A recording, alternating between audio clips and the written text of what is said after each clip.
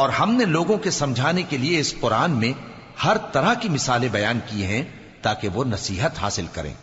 یہ قرآن عربی ہے جس میں کوئی عیب اور اختلاف نہیں تاکہ وہ ڈر مانے۔ اللہ ایک مثال بیان کرتا ہے کہ ایک شخص ہے جس میں کئی آدمی شریک ہیں مختلف مزاج کے، اور ایک آدمی پورے کا پورا ایک شخص کا غلام ہے۔ بھلا دونوں کی حالت برابر ہے؟ نہیں، الحمدللہ، مگر یہ اکثر لوگ نہیں جانتے۔ اے پیغمبر، تم بھی مرنے والے ہو اور یہ بھی مرنے والے ہیں، پھر تم سب قیامت کے دن اپنے پروردگار کے سامنے جھگڑو گے۔ پھر اس سے بڑھ کر ظالم کون جو اللہ پر جھوٹ بولے اور سچی بات جب اس کے پاس پہنچ جائے تو اسے جھٹلائے۔ کیا جہنم میں کافروں کا ٹھکانہ نہیں ہے؟ اور جو شخص سچی بات لے کر آیا اور جس نے اس کی تصدیق کی، وہی لوگ متقی ہیں۔